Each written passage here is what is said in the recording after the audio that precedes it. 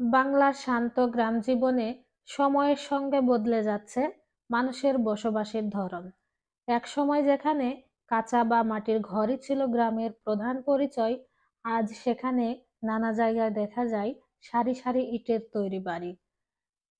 সময় যেন নিজের নতুন চিহ্ন রেখে গেছে প্রতিটি গলিতে। গ্রামের পাকা রাস্তায় হাঁটতে হাঁটতে চোখে পড়ে দুই পাশে সাজানো ইটের ঘরবাড়ি, কারো বাড়ি একতলা, কারো বাড়ি দুইতলা। বাংলাদেশের মেহেরপুর জেলা কৃষির জন্য বিশেষ গুরুত্বপূর্ণ। এজন্য রাস্তার দুধারে যেমন রয়েছে শীতকালীন সবজি, ফুলকপি, বাঁধাকপি, শিম, তাছাড়াও নানান ধরনের সবজি রয়েছে। আবার কোথাও ভুট্টা, তামাক, আলু চাষের জন্য জমি প্রস্তুত করা হচ্ছে। গ্রাম বা শহর যেখানেই হোক, বিকাল বেলা হলেই যদি একটু সময় হাতে থাকে, আমরা সবাই চাই পরিবারের সাথে বাইরে একটু ঘুরে বেড়াবো। আর আমাদের যেহেতু সুযোগ আছে এই সবুজ প্রকৃতির মধ্যে ঘুরে বেড়ানো, এই জন্য বিকাল হলেই আমরা তিনজনে বেরিয়ে পড়ি গ্রামীণ এই পরিবেশ উপভোগ করার জন্য।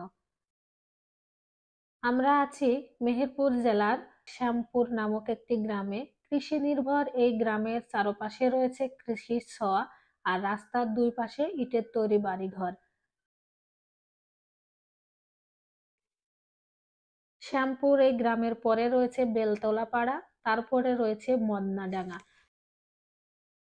পাকা রাস্তা, তার দুই পাশে ফসলের ক্ষেত, কোথাও বা রয়েছে বট গাছ বা পাকড় গাছ। গাছগুলো গরমের সময় ছায়াদান করে আর শীতের সময় ভীষণ সুন্দর দেখায় যখন এই গাছের পাতাতে রোদের আলো পড়ে।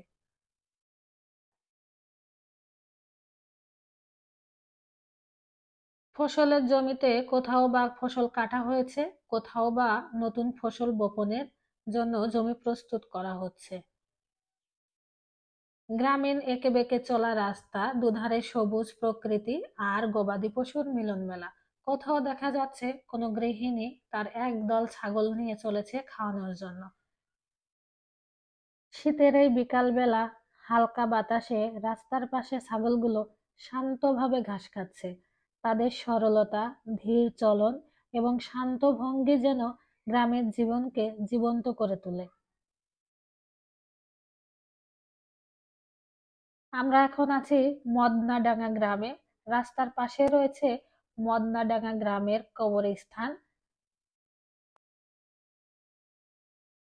মদনাডাঙ্গা গ্রামের রাস্তার দুই পাশে যে বাড়িঘর দেখেছি আমি, এগুলো দেখে আমার কাছে মনে হয়েছে এই গ্রামের মানুষ বেশি সামর্থ্যবান, বা তারা হয়তো বা কৃষির পাশাপাশি অন্য কোনো পেশার সাথে যুক্ত।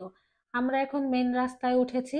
ডান পাশে গেল মেহেরপুর সদর, আর বামের এই রাস্তা গেল গাংনী উপজেলা। গাংনী উপজেলা থেকে মেহেরপুর সদরে যাওয়ার এই রাস্তাটা ভীষণ সুন্দর, পরিষ্কার আর একেবারে নতুন ভাবে মেরামত করা হয়েছে।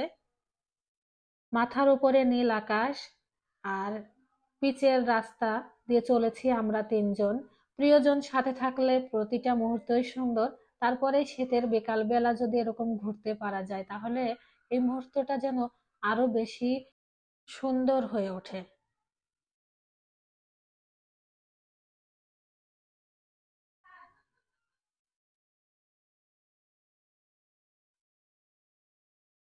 আরেকটু সামনে এগোলে গারাডোব নামক একটি গ্রাম। সেই গ্রামের ডান দিকে চলে গেলে, বামে তো রয়েছে গারাডোব গ্রাম, আর ডান দিকে চলে গেল আমঝুপি। আমঝুপি নীলকুঠি কোনো একদিন আপনাদেরকে নিয়ে দেখাবো আমঝুপি নীলকুঠি দেখতে কেমন।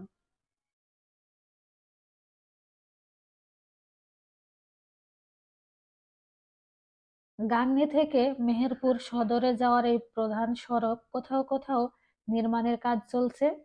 শ্রমিকরা কাদা, পাথর ও সিমেন্ট নিয়ে ব্যস্ত রাস্তা মসৃণ ও ব্যবহারযোগ্য করার জন্য। প্রতিটি ধাপেই তাদের পরিশ্রম রয়েছে। সূর্যের তাপ আর ধূলিমাখা বাতাসের মাঝেও তারা থেমে নেই। গ্রামের মানুষের চলাচল আর ভবিষ্যতের রাস্তাকে আরো সুন্দর ও নিরাপদ করার জন্য তাদের শ্রম অব্যাহত।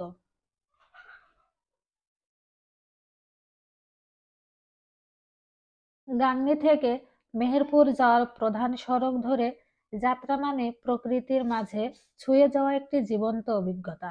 রাস্তার দুই পাশে ধান ক্ষেত, কোথাও রয়েছে বিভিন্ন ফসলের চাষ, কোথাও সারি সারি গাছ যেন প্রাকৃতিক পথচিত্র তৈরি করে। দূরে কেবল রাস্তার গতি নয়, গ্রামের মানুষ, ছাগল ও হাঁসের চলাফেরা, ছোট ছোট জলাশয় এবং পুকুরের মাছ ধরার দৃশ্যও চোখে পড়ে। গ্রামের এই রঙিন রাস্তা ধরে একটি ছোট্ট পরিবার ঘুরে বেড়াচ্ছে, স্বামী স্ত্রী এবং তাদের ছোট্ট মেয়ে। সূর্যের কোমল আলো, রাস্তার পাশে বিস্তৃত ফসলের ক্ষেত এবং গাছের সারি যেন তাদের যাত্রাকে আরো মনোমুগ্ধকর করে তুলেছে।